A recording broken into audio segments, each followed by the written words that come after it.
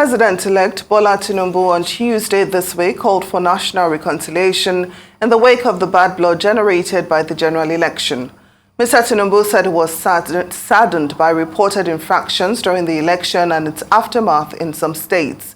He appealed to all Nigerians to rise above individual differences, which in his words are fewer than the valued strings that bind the nation together as a people, irrespective of the circumstances of birth.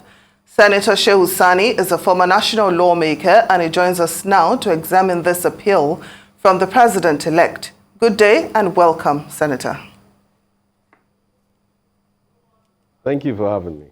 Well, what's your assessment of the call for healing, the statement calling for healing and national reconciliation from the president-elect? Well, first and foremost, there has never been a time in the history of this country where an election has generated so much objections, protests, and rejections as we have today. And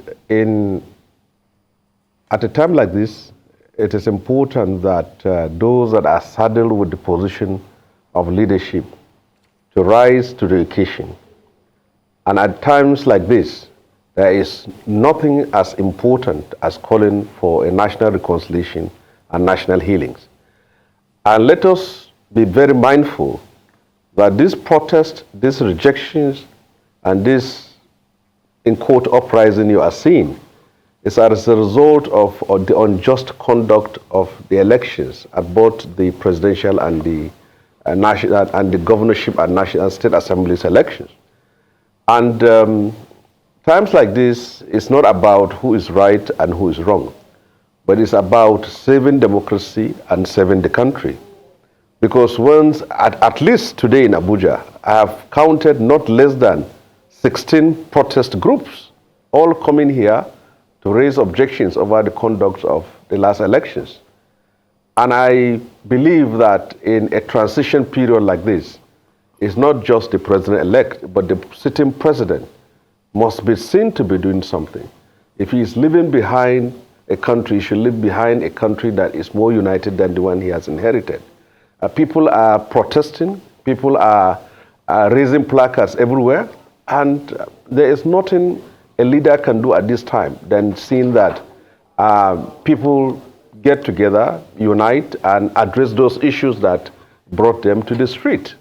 But the way it is going, if care is not taken, it may degenerate. And some of the statements that are coming from people who are supposed to be calling for calm and unity, it's not simply been helpful. Election was conducted and there were allegations of rigging in many places. So the process of law should take its place. Nothing stops people from protesting, but the leadership has a responsibility to ensure that the aggrieved, those that have been disenfranchised, those that felt has been unjustly treated, the issues have been addressed. So I think what the president-elect has said is in good time. But it should go beyond that. The president of the country, who is already in charge, who is in charge of the nation, should have by this time raised a committee made of eminent persons across the country that will talk to those who have either won or lost and see how the nation can move forward. Let us be very mindful. Before this election, there was a National Peace Committee that called on all contestants to come and sign a peace accord. And it appears that after the signature, everyone went to the battlefield, and this is where we are today. So in a country as complex as this, with a population of 220 million people, managing post-election crisis is as important as survival of the country, because it may reach a point where it may go out of hand, and we shouldn't allow ourselves to reach that very point. There should be not just a statement, not just a call, but there should be a practical step to ensure that this issue is at least being addressed. Well, Senator Shehu Sani, it's unfortunate that we have such a short amount of time with you. We would have loved to continue the discussion, but unfortunately the time is up. Thank you so much for honoring our invitation and speaking with us on Newsday today.